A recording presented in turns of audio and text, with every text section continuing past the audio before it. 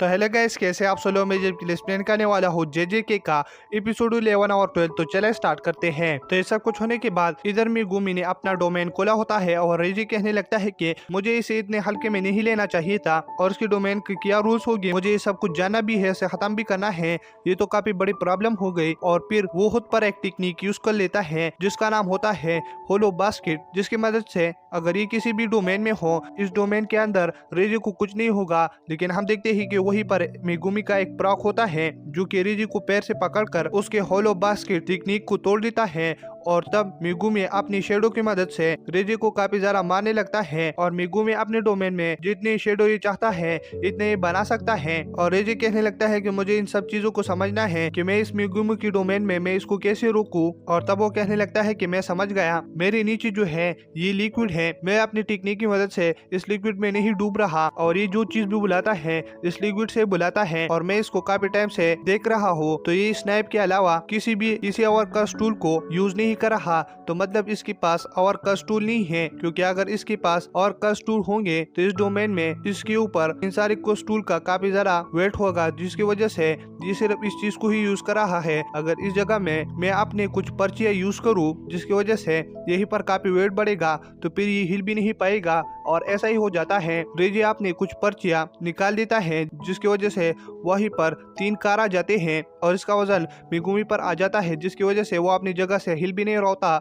और इसका वजन 2.4 टन होता है। और इधर मेगुमी कहने लगता है कि तुम एक बात भूल गए, ये मेरा डोमेन है, तो मैं जहाँ से भी चाहता हूँ मैं शिकिगामी को बुला सकता हूँ। तो तब वहीं पर वो अपने मैक्स एलिफेंट को रेजी के ऊपर सामान कर लेता है, जिसकी वजह से वो रेजी पर गिरने लगता है। और मेगुमी कहने लगता है कि आप देखते हैं कि मैं पहले मरूंगा कि तुम, और दोनों ही जमीन पर होते हैं। तो रेजी कहने लगता है कि मुझे अपना खास पर्ची यूज करना है, लेकिन इस चीज का मेरे ऊपर काफी ज्यादा वेट है, मैं क्या करूँ। और फिर वो अपना खास पर्ची यूज ही करने लगता है, लेकिन इधर वो उस लिक्विड में नीचे चला जाता है जिसकी वजह से वो अंदर सांस भी नहीं ले पा रहा होता। और कुछ देर के बाद हम देखते हैं कि वो अपनी टेक्निक के जरिए से ऊपर आ जाता है एक कार के जरिए से। और वो कहने लगता है कि मेगुमी, मैं तुम्हारे डोमेन को समझ चुका हूँ और अब तुम्हारे हेयर नहीं। और तब वो अपना एक खास पत्ता यूज कर लेता है जिसकी वजह से एक बड़ा सा घर जिसका वजन 30 टन होता है वो मेगुमी पर आ जाता है।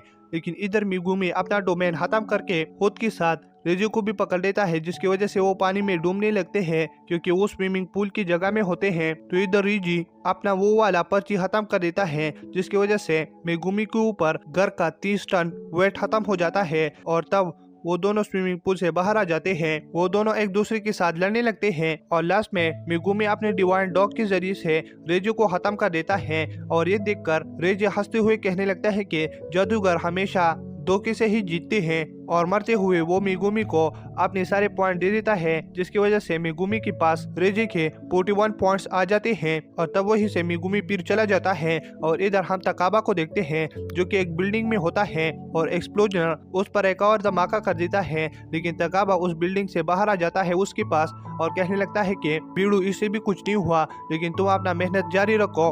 और इधर एक्सप्लोजर काफी ज्यादा गुस्सा होता है कि इस पर मैं काफी हमले कर रहा हूँ, लेकिन ये साला मर क्यों नहीं रहा। और तब वहीं पर स्कलिंग गेम का वो छोटा सा पपेट आ जाता है और वो कहने लगता है और वहीं पर 4 काफी ज्यादा खतरनाक प्लेयर्स है जिनके बारे में अब हम जानेंगे, जिनमें हम पहले एक बूढ़े को देखते हैं जिसके पास 91 पॉइंट्स है। और इसके बाद एक और प्लेयर होता है जिसका नाम है रियो। और फिर एक लड़की होती है जिसका नाम होता है तकाको उरू, जो कि स्काई को मैनिपुलेट कर सकती है। और इधर एक और काकरोच भी होता है जो कि अभी सो रहा है। और इनके बीच में फाइट भी हुई थी, लेकिन ये ड्रा हुआ था क्योंकि इन लोगों के पास सेम लेवल की स्ट्रेंथ है, जिसकी वजह से ये एक दूसरे को हरा नहीं पा रहे। लेकिन हम देखते हैं कि इस कॉलोनी में अब यूटा की एंट्री होती है जो कि गोजो के बाद सबसे ताकतवर माना जाता है। और वो आते हुए उस बूढ़े को एक ही झटके में मार देता है। और तब यूटा कहने लगता है कि लगता है मेगुमी और यूजी ने 2 रूल ऐड किए हैं और अब 2 रूल मुझे भी खुद ऐड करने होंगे और ये सब कुछ मुझे अकेले करना होगा बहुत जल्द। और तब इधर यूटा एक जगह में होता है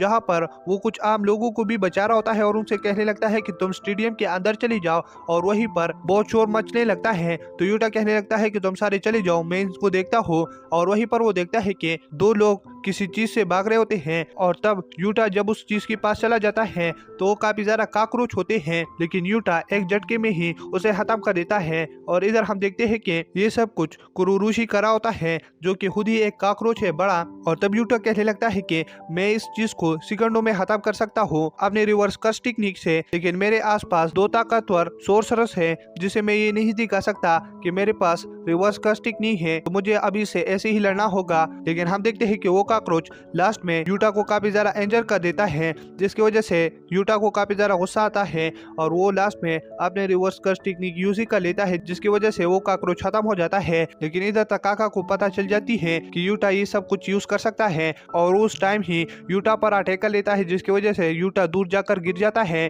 और तब इसके बाद उरो फिर से उसके पास आ जाती है और उस पर हमला कर देती है, लेकिन हम देखते हैं कि यूटा उससे बच जाता है और उसका हाथ काफी ज्यादा लंबा हो जाता है क्योंकि उरो अपने आसपास की चीजों को मैनिपुलेट कर सकती है, लेकिन वो इस चीज से किसी पर हमला नहीं कर सकती, जिसकी वजह से यूटा कहने लगता है कि ये तो अच्छी बात है, मैं इसका पैदा उठा सकता हूँ। और तब वहीं पर रियो भी आ जाता है और उसके बाल एक कैनॉन की तरह बने होते हैं जिसे वो लेजर शूट कर रहा होता है। और तब यूटा और उरो ये ठान लेते हैं कि हम पहले इसको ही खत्म करेंगे, जिसकी वजह से दोनों ही लग जाते हैं रियो पर हमला करने के लिए। और रियो कहने लगता है कि मुझे ताकतवर से लड़ना काफी ज्यादा अच्छा लगता है और वो इधर यूटा पर काफी ज्यादा अटैक कर रहा होता है, जिसकी वजह से यूटा खुद को अपने रिवर्स कर्स टेक्निक से बार बार टीक कर रहा होता है और कहने लगता है कि अब मुझे रिका को बुलाना ही चाहिए।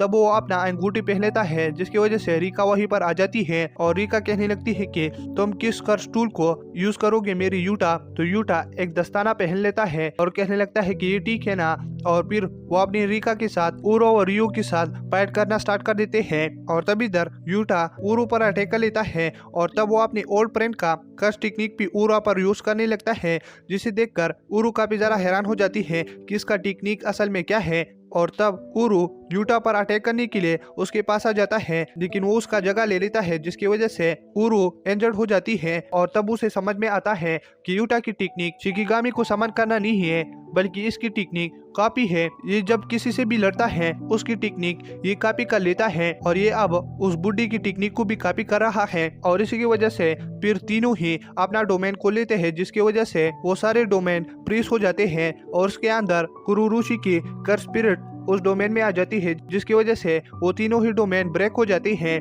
और इधर उरो उस कुरुरुशी की कर्स स्पिरिट को खत्म कर देता है, लेकिन उसके पास इतनी ज्यादा पावर नहीं होती, तो इसकी वजह से रियो भी उसका पैदा उठा लेता है और अपनी कैनॉन से उरो पर हमला कर देता है, जिसकी वजह से उरो वहीं पर ही बैठ जाती है और इधर बस सिर्फ यूटा और रियो ही बच जाते हैं। तो इधर फिर रियो भी समझ जाता है कि यूटा की टेक्निक कॉपी है और ये तब तक किसी प्लेयर का टेक्निक यूज कर सकता है जब उसका रिका कोई बॉडी पार्ट काले, और इसकी वजह से ये अब उरो की टेक्निक को कॉपी कर सकता है। और तब इधर रियो ये सब कुछ समझ ही रहा होता है, लेकिन तब वहीं पर यूटा उसे पकड़कर एक जगह पर रोक देता है और तब वहीं पर रियो का ब्लास्ट उसी पर ही लग जाता है और ये यूटा ने उरो की टेक्निक के जरिए से ही ये सब कुछ किया। और तब कुछ देर के बाद हम देखते हैं कि रियो को होश आ जाता है और कहने लगता है कि मैं मारा नहीं था, और वो कहने लगता है कि क्या मुझे यूटा ने नहीं मारा, और वहीं पर वो लड़की भी जिंदा होती है। तो यूटा कहने लगता है कि तुम दोनों मुझे अपने पॉइंट्स दो, और मैंने तुम लोगों को इसलिए नहीं मारा क्योंकि मुझे तुम दोनों को मारना इतना ज्यादा अच्छा नहीं लग रहा था। और तब वो दोनों यूटा को अपने पॉइंट दे देते हैं, जिसकी वजह से उसके पास 190 पॉइंट्स आ जाते हैं। और दोस्तों इसी के साथ ये सीजन खत्म हो जाता है और अगले सीजन का कुछ झलक हमको दिखाया जाता है, जैसे कि फुल फॉर्म में सुकुना और इसके अलावा और कुछ। और इसी के साथ मेरा वीडियो भी खत्म हो जाता है। अगर आप मेरे चैनल पर नहीं हो तो मेरे चैनल को सब्सक्राइब करें और वीडियो देखने के लिए थैंक्स।